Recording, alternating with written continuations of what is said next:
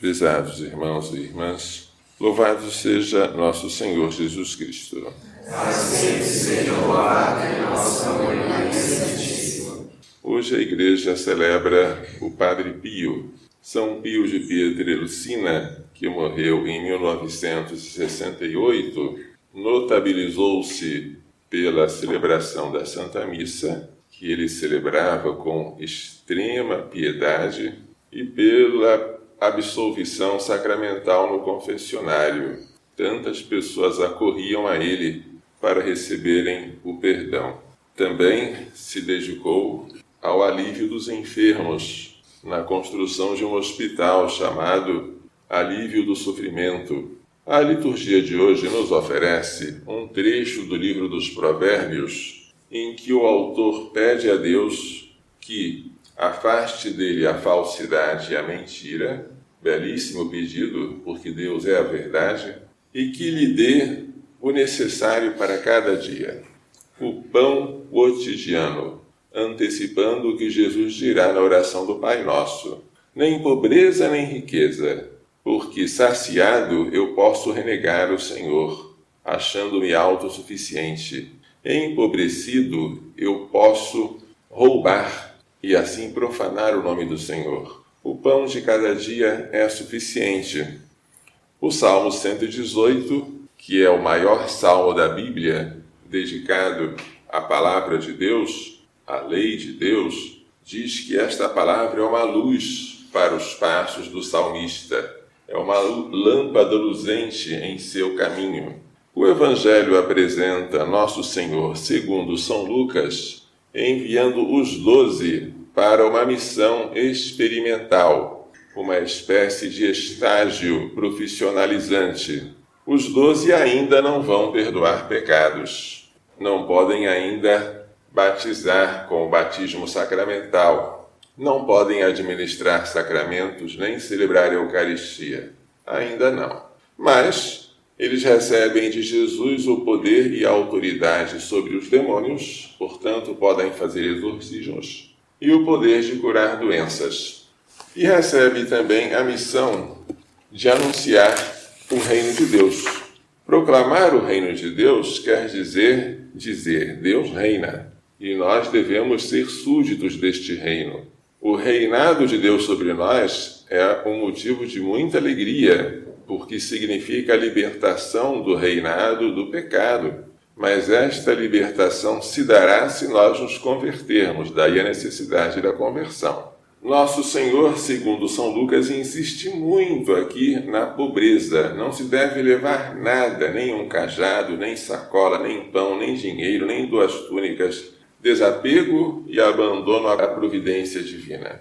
Não se deve também ficar fazendo locomoções desnecessárias, andando de casa em casa, ficar numa única casa até sair daquela cidade.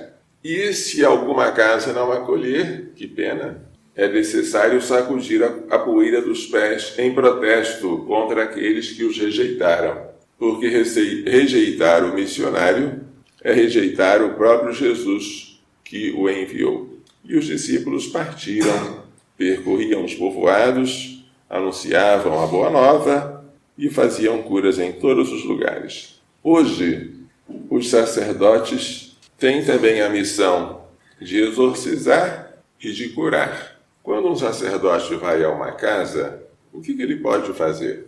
Atender confissão, que é o maior exorcismo, porque apaga o pecado, e pode dar a unção dos enfermos, que restitui a saúde, ou pelo menos alivia o sofrimento do doente e lhe dá um valor sobrenatural. Quando o padre vai visitar a casa de uma pessoa, ele, sobretudo, expulsa o demônio e cura os doentes. Mas também ele fala, ele proclama o reino de Deus, ele convida a conversão.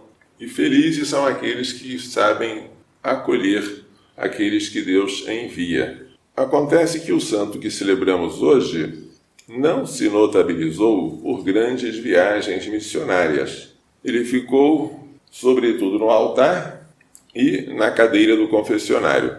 E, no entanto, ele converteu multidões, deu uma grande glória a Deus e expiou inúmeros pecados, e era o terror dos demônios, que não o deixavam, atormentavam-no, não queriam que ele dormisse.